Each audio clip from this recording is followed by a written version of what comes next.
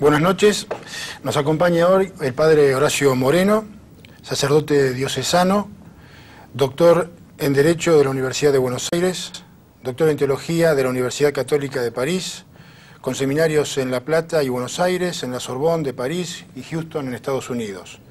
El padre Moreno, un sacerdote de larga trayectoria, es el presidente de la organización no gubernamental Casa Argentina en Jerusalén, ha sido secretario privado del arzobispo de La Plata, miembro del Tribunal Eclesiástico de Buenos Aires y La Plata, rector y profesor del Colegio Acasuso, rector y profesor del Instituto Educacional Nuestra Señora de Fátima de Martínez, cura párroco de Nuestra Señora de Fátima de Martínez, miembro de la Comisión Nacional Episcopal Pastoral, párroco consultor diocesano de San Isidro, delegado diocesano pastoral, miembro del Consejo Presbiteral de San Isidro, director del Teatro de la Cova, presidente fundador de la Fundación Ciencia y Conciencia, ha dictado cursos de dinámica mental en Argentina a más de 60.000 personas y además en el extranjero, en Francia, Alemania, Noruega, Estados Unidos, España, Alemania, Uruguay y Brasil.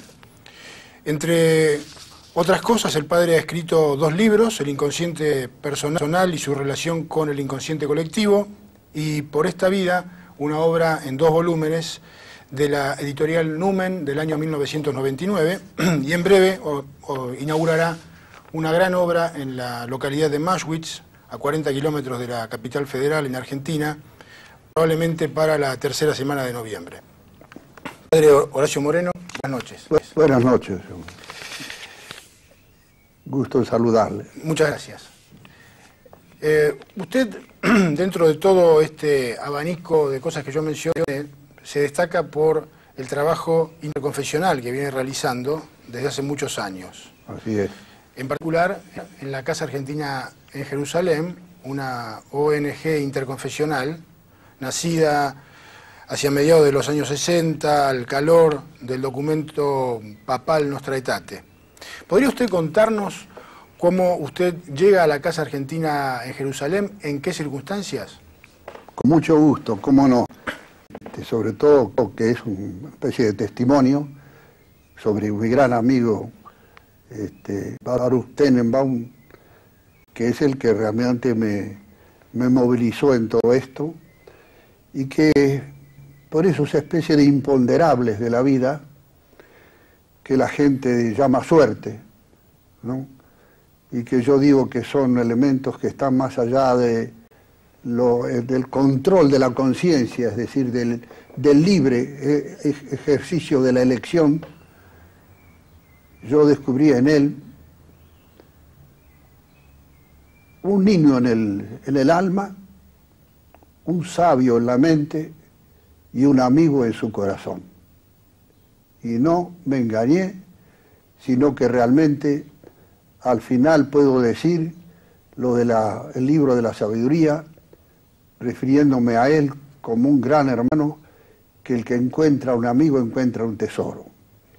El primer contacto con él fue algo de tipo profesional, así en el orden interreligioso, porque me pidió que fuera miembro de un jurado en un concurso sobre la Biblia, que se hizo en Radio Fénix. En aquel tiempo no había televisión todavía, por lo menos no estaba en ese nivel de popularidad. Y después de eso, sorprendentemente, en los primeros días del mes de mayo de 1960, coincidente con el sesquicentenario de la independencia argentina, de la constitución del país de 1810, recibo un llamado inspirado por él de la embajada argentina, embajada israelita en Buenos Aires, de la señora María Gerchunov de Cantor, la esposa de Manuel Cantor, un gran pintor, y ella, la hija de Alberto Gerchunov, que fue director de la Nación, de manera que me era conocida así como personaje, pero yo no tenía ningún contacto, pero esto venía a través de Baruch. Y me dice: Padre Moreno, la delegación israelita que viene al sesquicentenario tendría mucho interés en visitar su parroquia. Yo Entonces era el curso, ahora soy el párroco emérito por mis años, pero entonces era el párroco efectivo, titular de la parroquia, y había construido esa iglesia. Cuento esto porque tiene mucha vinculación con toda mi aproximación de alma a toda esta temática que desarrolla ya la Casa Argentina, ¿no? Usted habla de la parroquia de Fátima. Me dice, tiene mucho interés la delegación israelita, presidida por el ministro de Cultura, Abba Eban, que en ese momento era ministro de Cultura, luego fue primer ministro. ¿Usted tendría gusto en recibirlos? ¿Y cómo voy a decir? No el gusto, el tremendo honor que me sorprende. Claro, era una sorpresa para mí, pero yo veía la mano de quien me había conocido en ese certamen, y que había indicado como persona que podía recibir hasta la delegación, que vino con también el gobernador de Jerusalén y otros personajes, el embajador de Israel en ese momento a la Argentina, visitó el templo. Y lo primero que dijo Abba Eban, y bien entró, realmente esta es la tienda del Señor, refiriéndose a la tienda que Israel tenía en el desierto cuando salía de Egipto para la tierra prometida. Como consecuencia de eso, ya se estableció una relación más íntima. Y después vinieron otros acontecimientos. Llegó, por eso le digo, yo tuve ese imponderable de suerte con el encuentro con Baruch en la vida, porque vino el fundador del Estado, Ben Gurión. Ajá. ¿Y quién es designado para recibirlo en Buenos Aires? El padre Moreno. Un pobre sacerdote, modesto sacerdote, con un fundador de un Estado, hombre internacionalmente conocido. Tuve la suerte de conversar con él.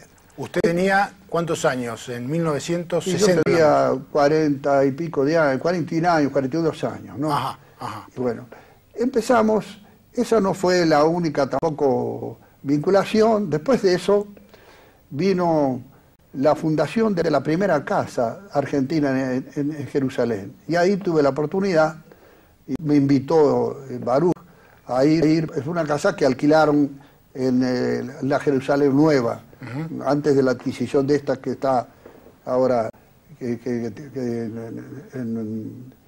Jerusalén, ¿no? Sí, en la calle Antevi. Antevi 3, ¿no? Antevi 3. Entonces, y ahí me dio el honor de ser uno de los oradores que explicó al pueblo de Israel el sentido de la vinculación con la Argentina y también del aspecto religioso, un sacerdote que explicaba la relación con Israel, que somos hijos de Abraham.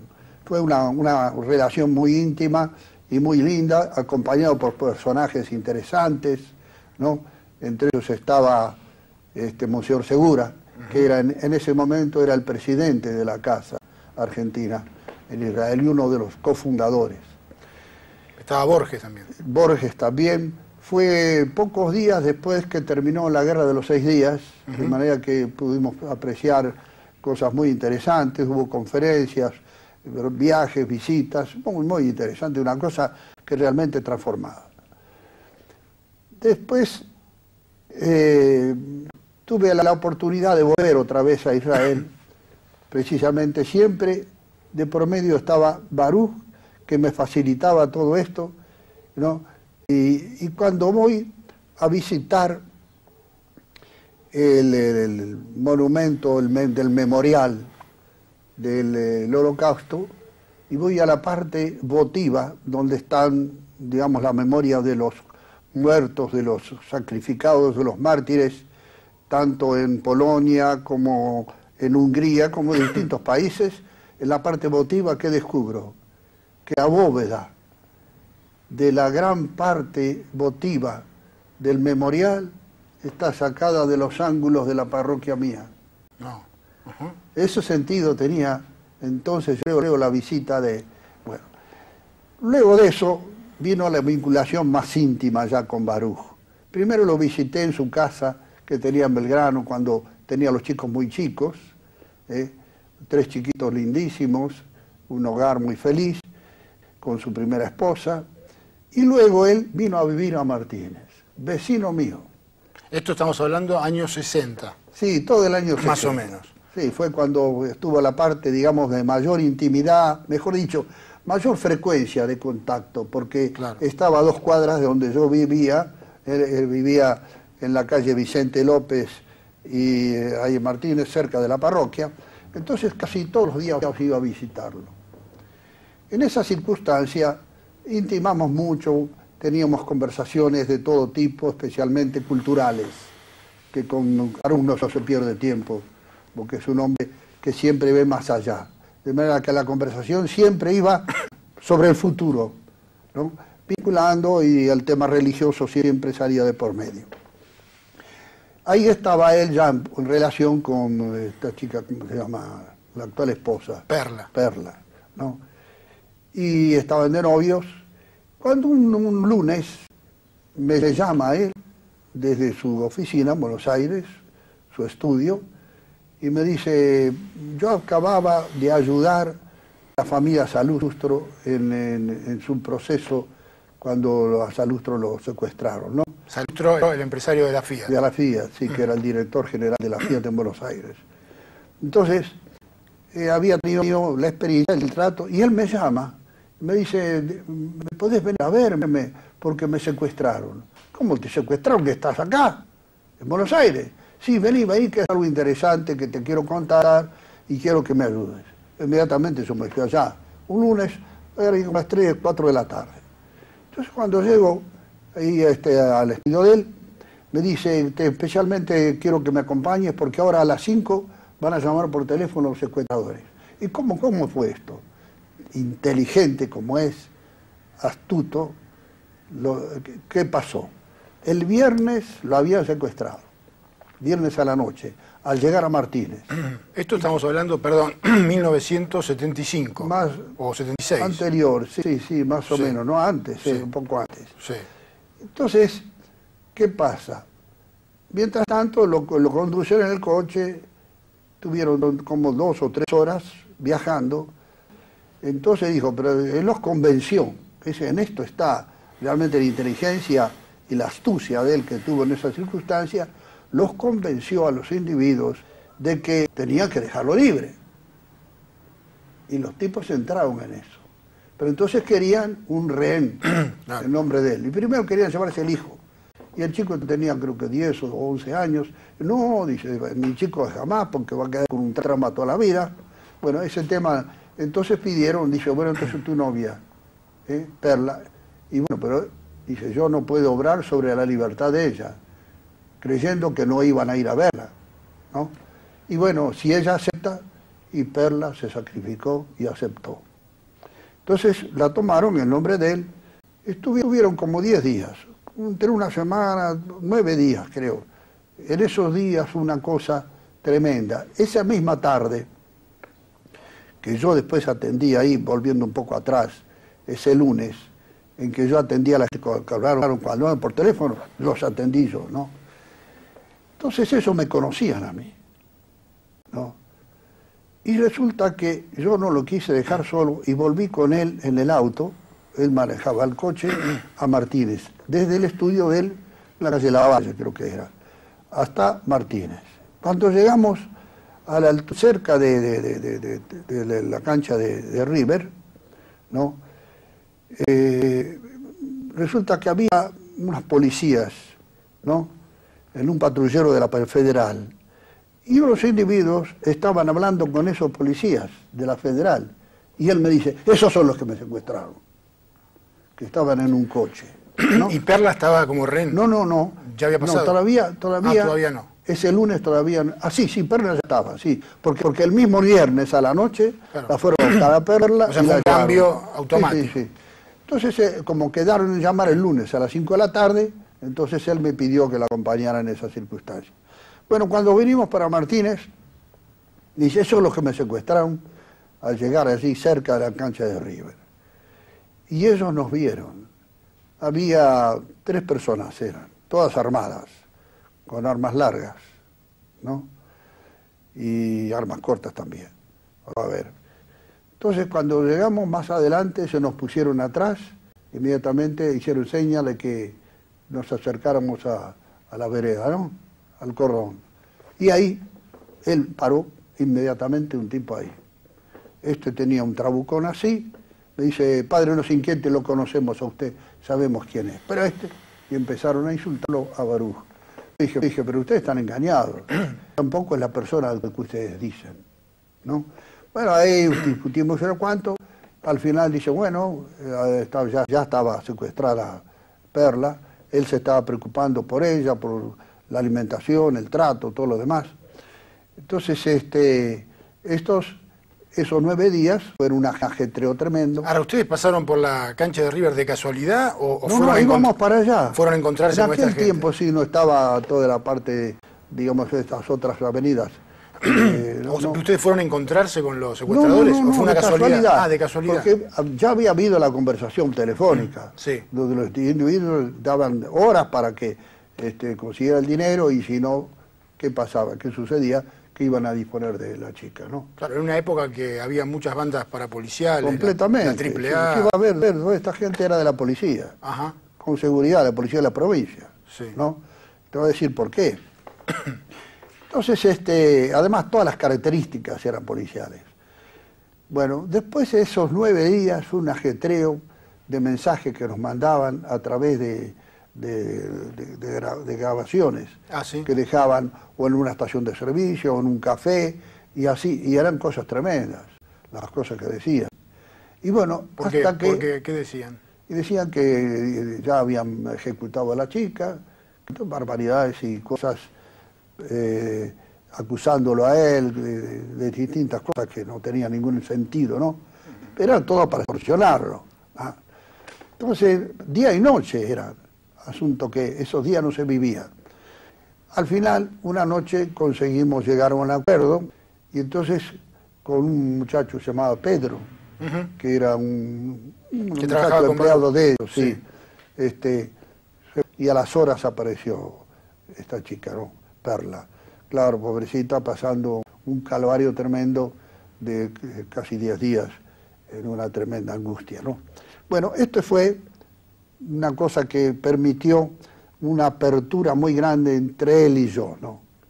Y yo vi la grandeza de Baruch en todo sentido, porque la nobleza de él, que la ocupación máxima que tenía era Perla. Y a raíz de eso, todo eso vino que él inmediatamente se casó con ella y, en fin, estableció ese matrimonio tan feliz que es. Independientemente de esto, en la Casa Argentina hubo un problema bastante serio, porque Baruch abandonó el país, se fue a Estados Unidos, porque no tenía ninguna clase de seguridad. Más, cuando él estaba allá, yo le escribí que en un viaje que había hecho a la costa, al pasar por Dolores, yo entré en un café y ahí me encontré con el individuo que se había arrodillado ahí, era un policía. Me vio a mí... Que se había arrodillado al lado del auto. Al lado del auto, Ajá. que me había hablado a mí. Era un policía de la provincia de Buenos Aires. Me vio a mí y se hizo humo de inmediato, desapareció. Entonces le escribí inmediatamente y confirmando la impresión que él tenía de que todo esto había sido hecho por la policía. Entonces en ese tiempo... Perdón, antes de ingresar en la otra etapa, ¿no? Sí. Baruch se va a vivir a Estados Unidos, Sí. después del golpe militar. Hasta ese momento, su relación con él, su relación cotidiana, ¿cómo era? Y éramos ¿Eran del mismo barrio? Sí, frecuentemente almorzaba con él. Ajá. Cenaba también, había amigos comunes, iba a tomar un whisky casi todos los días. Sí. Era un asunto de término de trabajo, ir a la casa de Baruch. Sí. ¿No? El fin de semana escuchábamos música, en fin, una cosa muy familiar. Ajá. ¿No? De gran amigo y de confianza total. Él venía también allí, Sí. a la parroquia, y conversábamos del tema y de todo. Él siempre tenía esa idea de hacer una institución que buscara vínculos interreligiosos fundamentalmente con la Iglesia Católica. ¿Qué pasaba mediados de los 60? ¿Qué pasaba usted cree a Baruch Bueno, al vino el concilio. El concilio abrió mucho, ¿no? Ya Juan XXIII, que fue el que convocó el concilio, cuando era nuncio, dio algunos signos, ¿no?, muy positivos de apertura entre la Iglesia católica y el pueblo judío. Porque, claro, ancestralmente, históricamente, las relaciones no fueron nunca buenas, ¿no? Es decir, oficialmente tampoco, toda la historia del Papa Pío XII y de otros también, Pío IX, en fin, no representaban realmente ese sentido profundo espiritual que hay en una continuidad, en cierto sentido, entre la fe de Abraham y nuestra fe, ¿no? Él fue muy abierto siempre, Baruch, y siempre tuvo en mente un poco organizar que no fuera simplemente una amistad personal, así individual, sino que fuera un entendimiento mejor entre los cristianos. Por eso había habido esos concursos de Biblia y otros diálogos, pero era muy inicial todo eso. Porque él había sido seminarista también. Claro, sí. Había estudiado en el seminario. Claro. O sea que la relación era entre un seminarista y un seminarista. Sí, sabía, claro, sabía él. Yo, que él había estado en el rabinato, ¿no? Estudiando, sí.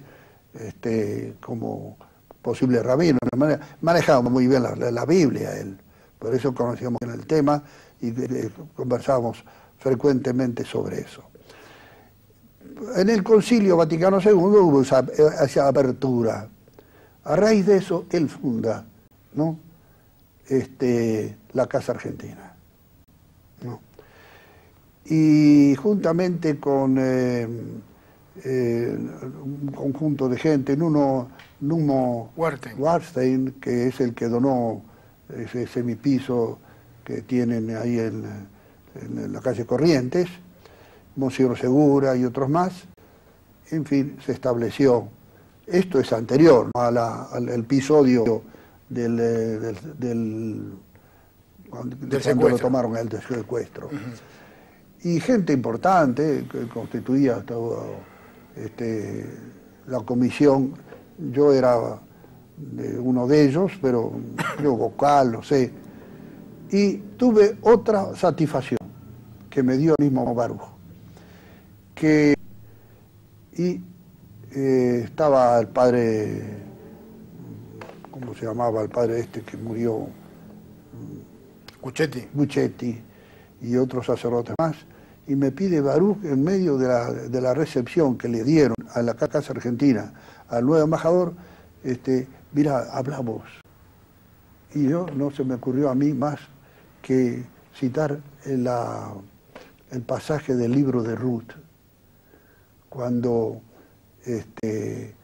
la suegra de Ruth vuelve de los moabitas a Israel, y entonces la Ruth no quiere dejarla, porque ella quiere liberar a dos nueras que son moabitas de tener que volver a Israel, siendo así que los hijos se habían muerto, los dos estaban liberadas, y entonces le dice Ruth a la suegra: no, yo nunca te dejaré, tu pueblo será mi pueblo, tu región será mi región, tu Dios será mi Dios.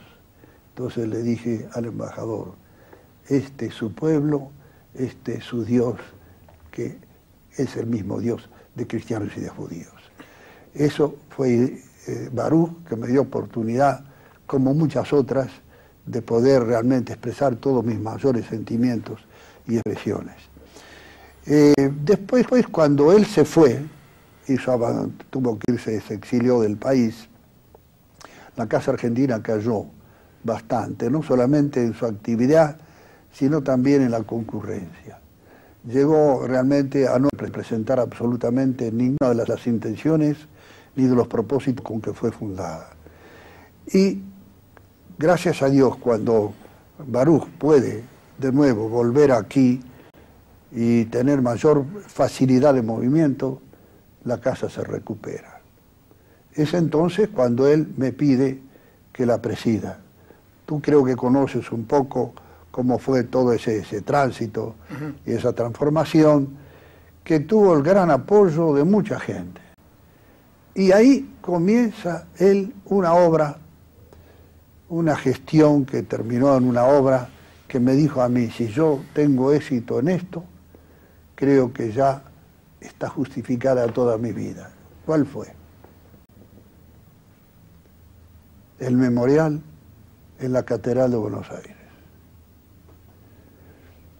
El único país en el mundo, la única iglesia católica en el mundo que tiene esto, las reliquias de los mártires, así del Holocausto, y también del ataque a la embajada de Israel en Buenos Aires y de la mía, es la Catedral de Buenos Aires, donde conjugó que por primera vez se rezó en conjunto entre rabinos, judíos, arzobispo, cardenal, sacerdotes y católicos, el Padre Nuestro al único Dios, Padre de todos nosotros. Eso fue la coronación de toda una obra que hizo Baruch. Sin embargo, comienza otra etapa. Es lo que nos tiene a todos nosotros subyugados, esa capacidad de descubrir futuros. Porque realmente solamente el que ve el mañana puede construir hoy. Y es su capacidad de descubrir los justos en el mundo. Primero, descubriendo a la señora esta de la esposa de Oscar Schindler, de la lista Schindler, que la película la revela todo, ¿no? Descubrirla y entonces llevarla a digamos, al reconocimiento, primero de la Casa Argentina, después del país y después de la Santa Sede, llevándola al Vaticano. Esto realmente fue un gesto de una nobleza y de un reconocimiento que enterneció a mucha gente. Tuvimos la suerte de conocerla, de tocarla, a una persona que parecía un testigo de que venía desde los infiernos, ¿no? Empezó en esa otra tarea de ir descubriendo a través de anales diplomáticos o de otras informaciones, y bueno, y salió a la luz una cantidad de gente, Raúl Wallenberg, después el Papa Angelo Roncalli, y luego Papa Juan XXIII, luego el personaje el personaje portugués, Sousa Mendes. Y van saliendo los reconocimientos, y cada uno de ellos tiene su momento realmente que hace vibrar a todos nosotros. En medio de todo esto, él conserva siempre toda esa sencillez, por eso de niño que yo decía al principio, que tiene en su vida, en su alma, junto con esa providencia de sabio, de visionario que tiene. Y es el alma de la Casa Argentina. Todos nosotros lo sentimos así. Perdón que lo interrumpa. ¿Por qué habla usted de niño en el alma? ¿Dónde lo ve usted? Porque no tiene pliegues. Es un libro abierto que usted le lee el alma y le lee a uno. Por eso es tan fácil la comunicación con él. Porque no tiene duplicidad de palabra y de mente. Lo que piensa lo dice. Lo que dice lo piensa y lo quiere. Bueno, entonces uno se pone a la par con él. Por eso cuando llega él, que nos visita con relativa frecuencia, cambia el clima, cambia el ambiente, todos nosotros nos vimos inspirados, pero siempre es él que demuestra el camino. Yo lo admiro y creo que todos nosotros estamos, por eso es que hay toda esa unidad entre todos nosotros, esa armonía, porque hay un jefe que dirige y que orienta y que da pautas. Creo que él es muy feliz con lo que hace y tiene la bendición de Dios para mí, que tiene un hogar de él con Perla, es muy feliz, ¿no? Y cada vez que viene nos alegra a todos nosotros.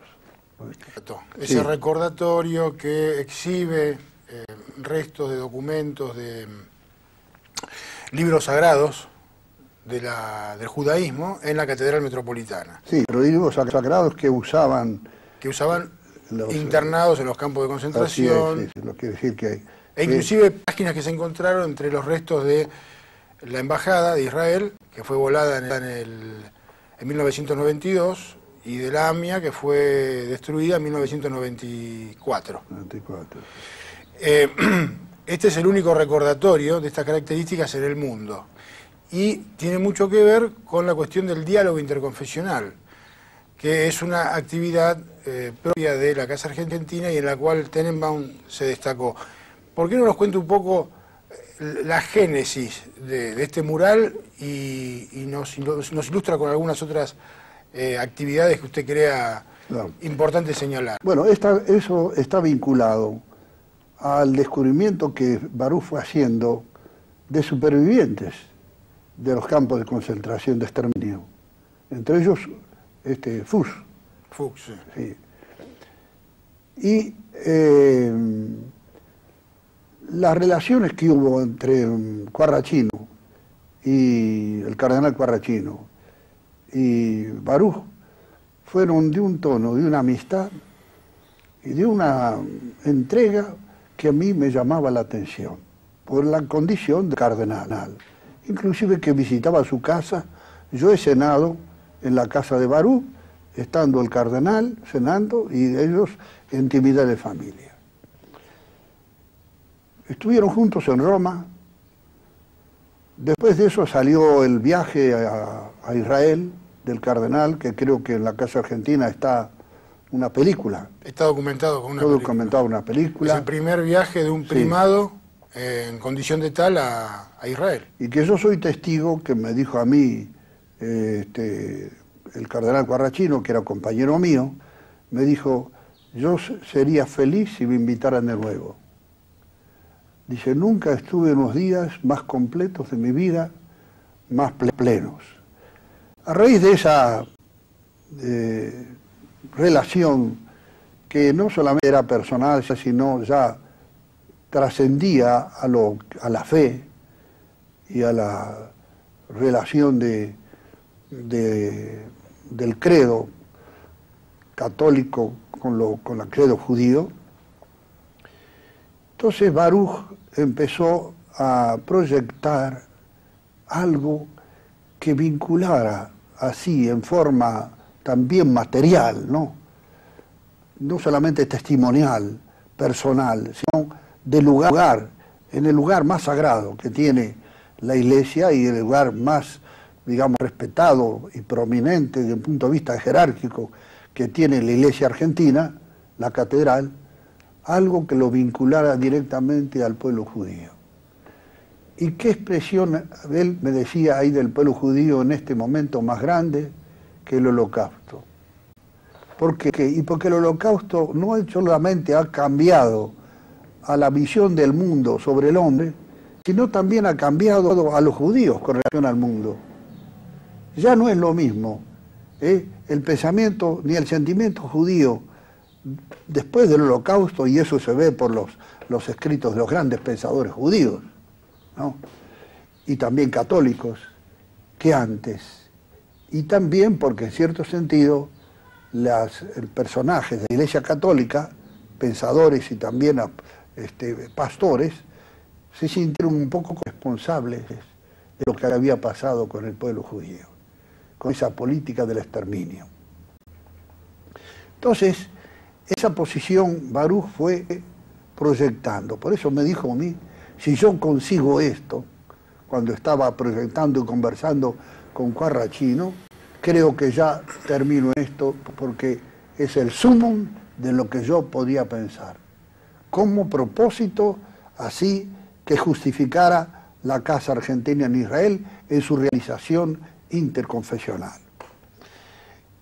Pero claro, nunca él pensó que iba a llegar a tal situación, porque fue de una forma milagrosa, rápidamente Quarrachino lo tomó como cosa suya, ¿no?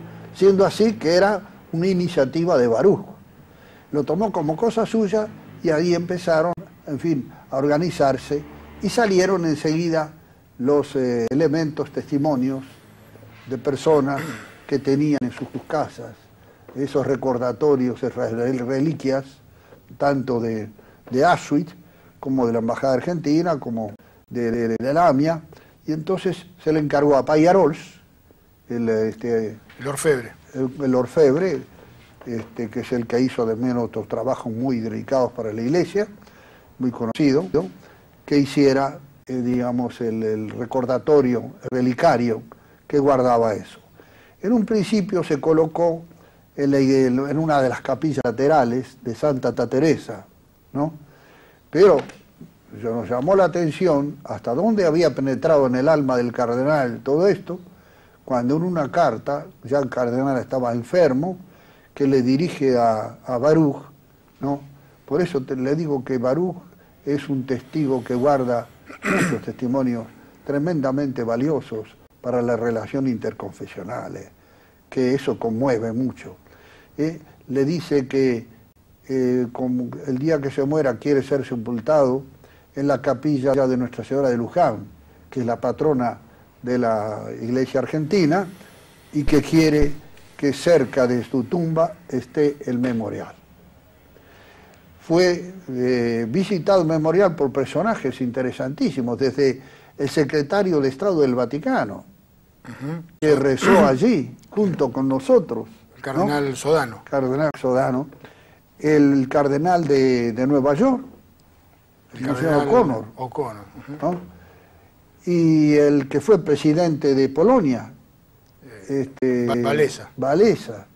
Cantidad de personajes. En realidad, en cierto sentido, no llega un personaje importante a Buenos Aires que no pase por allí. Y los custodios de esto y los responsables son los de la Casa Argentina. De manera que la Casa Argentina debería ser, en cierto sentido, la que viabilizara la visita como cosa realmente oficial a ese memorial cada vez que una persona visita, digamos, internacional, de trascendencia internacional, visitara Buenos Aires. Creo que esto con el tiempo va a llegar a ser señalado como lugar de visita interesante para todo turista que quiera conocer la Argentina. Claro, porque lo interesante es que Quarrachino muere en febrero del 98. Sí. Poquito antes de que se cumpliera un año de la inauguración del mural, y la tradición de conservar el mural que el actual cardenal. Cardenal, sí. Que al año de la muerte de Quarrachino, del cardenal Quarrachino, hace una misa, ofrece una misa, en sufragio a la Casa Argentina concurre con sus miembros directivos, y después de la misa por el cardenal Quarrachino, la ceremonia es visitar y rezar a la tumba del cardenal, pero rezar al memorial. El Padre Nuestro como elemento parecería indivisible entre el recuerdo de Quarrachino o la memoria del cardenal Quarrachino y el memorial del pueblo judío. Esto realmente está muy enlazado íntimamente, ¿no? Esta debería ser la culpa del daño, ¿no? Hubo el primer, digamos, acto que se celebró, que tuvo trascendencia internacional, al que concurrió el presidente de la República, Carlos Menem, también los jefes de las distintas confesiones religiosas en el país estuvieron, y que estuvo especialmente invitado el Cádiz de Jerusalén, fue en el Hotel Presidente, y una cosa muy interesante, porque se hizo una exposición de toda histórica y también mística, religiosa, de las interrelaciones entre las tres religiones monoteístas del mundo. La judía, como madre de las religiones, de las otras dos, la cristiana y la musulmana. Interesante fue la colaboración, es decir, la concurrencia de la mezquita, porque en esas circunstancias hubo muchos musulmanes que concurrieron y tomaron participación. Fue interesante también la exposición del Cádiz, que tanto es así que volvió de nuevo, y hubo otro acto en la segunda visita del Cádiz a Buenos Aires. Esa visita fue no solamente programada, sino financiada por la Casa Argentina. Bueno, y a todo esto, Baruch a un cardenal a la AMIA. Así es. Junto con el CADI. Así es, así es. ¿No? Así es, Inmediatamente sí, sí. después la de... visita, sí, a la AMIA antes de la explosión, que estaba la doctora Menéndez, creo, que estaba de directora Claro, porque fue el acto que usted dice en el Hotel Presidente, y al otro día hay una visita a la AMIA, donde está el CADI, el cardenal Corrachino y el gran rabino de Buenos Aires, con el presidente de la AMIA, en el edificio que después fue destruido. O sea que tenemos una única visita, o primera, de un cardenal a Tierra Santa. Así es. Una primera visita de un cardenal a la AMIA. Así es, así es. Y un primer memorial así es. A las víctimas del Holocausto en un templo cristiano. Así es. Y nada menos que la Catedral Primada. El templo católico la iglesia principal. Primal de toda la República Argentina, ¿no? Y ahora tengo entendido que va a haber una réplica de ese mural en una iglesia en Berlín. Una iglesia luterana, ¿no? Sí, una iglesia luterana. Sí. Si esto realmente ya se ve que ha sido una iniciativa que ha tenido y que tiene todavía una fuerza, digamos, de expansión, y que llama a esa especie de diálogo interreligioso. Hubo otras reuniones de diálogos interreligiosos que fueron de estudios, donde intervinieron rabinos como Marcos Ederi y otros más, donde también hubo esa reunión con carácter, digamos, de carácter interamericano en Washington, ¿no? Donde se constituyó la Casa Argentina también en Estados Unidos, ¿no? Y que participaron varios embajadores, y que fue de acá una delegación presidida por Bioy Casares, que también formaba parte de la Casa Argentina, ¿no? Fue una de las últimas apariciones de Bioy Casares, ¿no? Claro, porque Bioy Casares murió en el 97, 98. Sí. Y que también habló en esas circunstancias, muy emocionado y muy agradecido a la vez. Pero cuénteme, en la intimidad su relación con Baruch, ¿cómo es? Bueno, es una cosa que él conoce toda mi vida y yo toda la vida de él. Ajá. Es decir, una hermandad y así una especie de confianza total. Tanto así que muchos problemas que yo he tenido se los depositaba en él. Y él me ha aconsejado con esa sabiduría que él tiene y esa perspicacia que él descubre enseguida la problemática. Él me acompañó a mí en todos los momentos también. Yo tuve un problema de salud hace 2 años y él inmediatamente me vino a visitar. Yo estaba en ese momento en Mazo y descansando. Vino con, ¿cómo se llama? El que era director de Canal 9. Con Romay. Romay, sí. Y ¿qué otro momento recuerda? Algo que usted no se olvide, esas cosas que quedan como marcadas. Tenemos lo del secuestro, que fue un momento traumático, triste. Sí. Bueno, él me acompañó a mí sin que yo le dijera nada en los momentos más difíciles, cuando murió mi mamá, ¿no?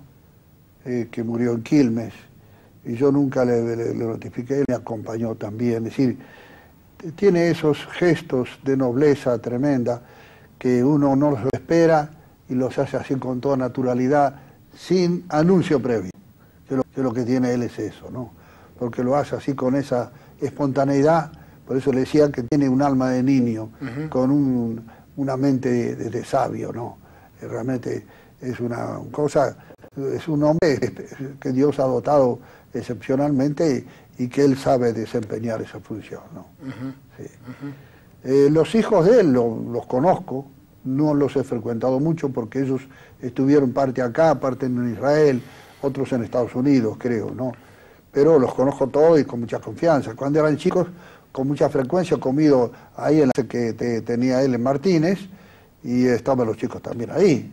Claro, tiene 3 hijos, ¿no? Sí, 3 chicos. Sí, 2 varones y una negatita. Cuando yo iba a Martínez allá, era una beba, ¿no? Que vivían con la madre en Belgrano, pero venían allí. Claro, es la menor. Claro, sí. ya se separado de su primera mujer. Ajá. Sí. Y además que yo le llevaba a otros amigos, así que él ha conocido... ¿Qué amigos comunes tiene? ¿Qué amigos comunes tiene? Bastante frecuente con el otro padre que me ayudaba a mí, que ya murió, el padre Mantovani. Iba también a tomar whisky con él también, o sea, hacían fiesta y todo, y tocaban música, y él contaba su vida, una cosa muy interesante. Eran cosas realmente familiares. ¿Qué música escuchaban? Y no, música clásica en general. Él es un amante de la música clásica. Y música israelí, ¿no? Es muy festiva. ¿No? Sí. Hicimos a inaugurar la primera casa argentina en Israel, en la Jerusalén moderna, que después se hace esta otra. Cantábamos esos cantos, esas maravillas de cantos que tienen los Israel, de la paz, ¿no? Y ese otro, como ese, que hacían rondas también, ¿no? Muy lindo, muy lindo. Era una cosa de disfrutarla muy linda. Me acuerdo cuando fuimos a Cesarea, que nos bañamos en el mar, ¿no? Mediterráneo, y no teníamos traje de baño porque era una cosa improvisada, así que nos bañamos en cuero. Ajá. Nos conocimos, pues, y entonces hacíamos bromas sobre el asunto de la circuncisión. No, pero la pasamos muy bien, sí, muy bien, fue una cosa realmente muy linda. Muy linda. Bueno, y ahora llegamos a la etapa, digamos, de la madurez de 35, 36 años de recorrido. Salvadores, es la posibilidad de que el mural esté ni más menos que en Berlín, que fue la capital del Reich alemán, claro, en la época del Holocausto, cosa que es probable que suceda en los próximos meses. ¿Y cómo lo ve a Baruch de acá en adelante? Hace poco él que pensaba jubilarse, ¿no? Él que pensaba jubilarse con el memorial, resulta que desde el memorial a acá está más antiguo que nunca, porque ahora ha tomado toda la reivindicación de todos los personajes que dieron algo en su vida por el prójimo. Y esto creo que es la coronación de la vida, llega a ese estado de olvidarse de sí mismo para abrir, digamos, a aquellos que ofrendaron algo en beneficio de la humanidad. Ya el hombre trasciende, ya casi no está en este mundo, ¿no? ¿Cómo es eso cuando uno llega a un estado donde se olvida de sí mismo? Claro, que se olvida de sí mismo y que precisamente porque el que recuerda al otro en esos gestos totalmente desinteresados de amar al prójimo y dar la vida por los demás, ya está en otra actitud que no es realmente una actitud temporal. Ya está percibiendo algo de Dios en su vida. ¿No?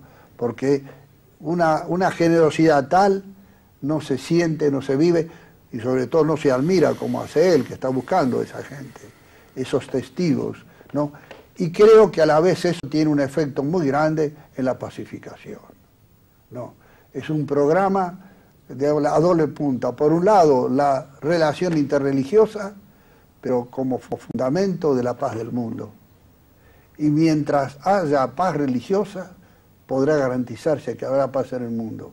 Mientras no se entiendan las religiones y busquen, no digo que haya una sincresis de que se identifiquen, no. Cada uno tendrá la libertad de su fe y de su profesión religiosa, de su culto, pero sí la unidad de búsqueda del hombre en su sentido de trascendencia y de que tiene un llamado hacia Dios, ahí está la paz del mundo. Porque es una reconciliación, no solo consigo mismo, sino también con los hombres. ¿No? Creo que Baruch, sin decirlo, está en esa senda, ¿no? De buscar los prototipos así, aquellos que son los modelos del amor al prójimo, y que él los llama los justos, y que son los que ofrendaron su vida por los demás. Ahora está en este tema para todos nosotros los católicos, que es la figura de Juan XXIII, como antes Angelo Roscali con Nuncio, que fue en Turquía y después en París, y de ahí fue patriarca de Venecia y de allí papa, ¿no? ¿Por qué? Y bueno, porque esas figuras son arquetipos que no dejan, digamos, así indiferente a la gente. ¿Por qué? porque vienen de la raigambre de la fe y que expande en ese sentido de amor al prójimo y de respeto por todos los demás. Lo que tiene Baruch, que nunca critica a la gente, dice chistes, bromas, pero nunca es un hombre que respeta mucho a los demás, y ese es el principio del amor al prójimo. El respeto del pensamiento de los demás y de la actitud de los demás. En eso yo he aprendido mucho. O sea, no se trata de tolerar, sino de aceptar. Aceptar al otro como es. Inclusive, muchas veces lo he visto que él justificaba gestos que aparentemente no son justificables, interpretando al otro, poniéndose en el lugar del otro. Ese es el principio del amor, ¿eh? ¿Cuál es el principio del amor? Y bueno, que en cierto sentido olvidarse de su propia individualidad, poniéndose en el lugar del otro. Para entenderlo. Claro. Ajá. Pero no simplemente un entendimiento racional, que puede ser como una explicación, un primer paso, sino sobre todo con esa simpatía, que es una empatía de entendimiento y de comunicación que ya es de corazones con eso. Ese es el amor. ¿No? ¿Y eso usted lo nota en él de siempre? Claro, nos viene como es que nos pone de fiesta a todos. Y que no deja indiferentes a la gente. Siempre es así. Y como se preocupa por los demás. Él no lo dice como programa, pero lo hace. ¿Te acuerdas aquel que fue intendente de Buenos Aires? Sí, Que fue Montero Ruiz. Montero Ruiz. Bueno, cuando se enfermó y todo, ¿cómo se preocupó de él? Y cómo dijo, él lo dice así, como de paso, pero lo dice fuerte. Lo que a lo mejor uno no se ha dado cuenta. ¿Se acuerda que aquel que fue contador de la casa, cómo se llama? Estaba. Hace poco estaba. Ese señor debería estar en un geriátrico allá en Israel. ¿Y quién lo sacó de esa situación de abandono total por parte de su familia? ¿Quién es? Baruch. Y lo hace sin llamar la atención, como una cosa natural. Ese es el verdadero cristiano, el verdadero hombre que es capaz de amar.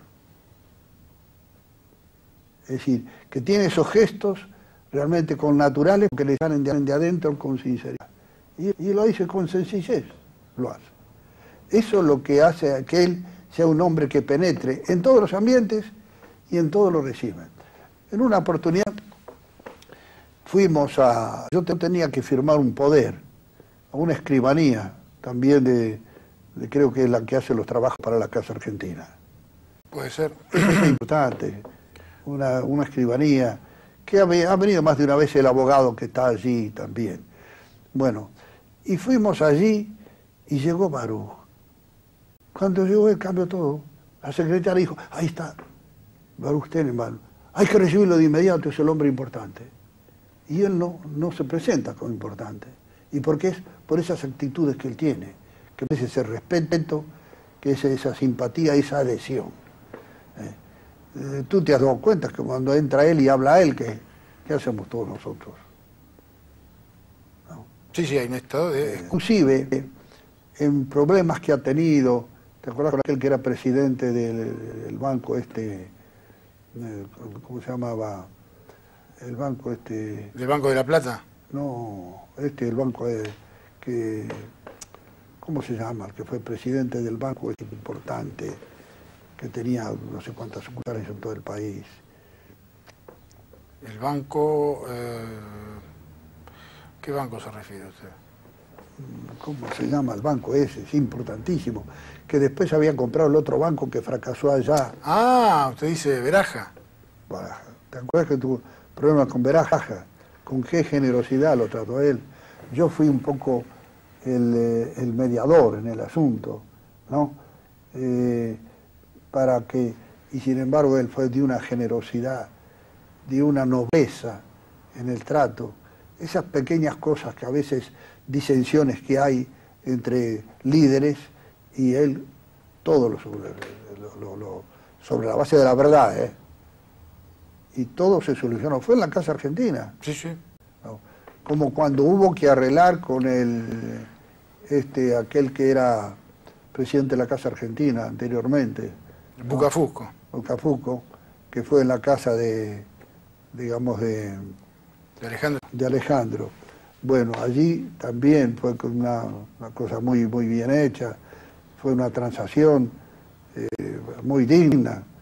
Entonces esa forma de proceder de él es de mucha altura. Por eso hay que ponerse a la distancia de él. Sí.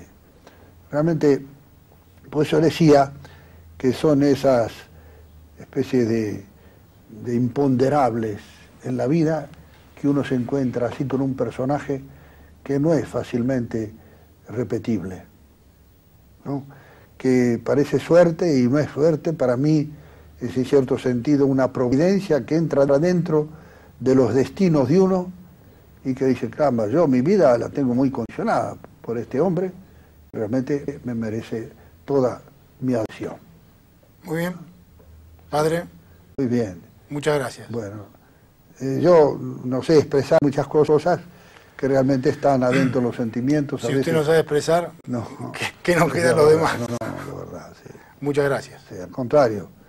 Y yo me siento muy feliz y sé que a pesar de que no hago mucho, porque mis años, y tampoco que no estoy tan cerca de la Casa Argentina, y el transporte es tan fácil, sin embargo, estoy muy identificado con todo lo que él hace. Y me interesa mucho todo como él piensa y siente, y me siento muy feliz. Muy bien, le agradecemos. Muchas gracias a vos, che, y toda la tolerancia que también tenés frecuentemente conmigo. No, por favor. Muy bien. No sé si todavía hay espacio. Tiempo. No, con esto terminamos, ¿no?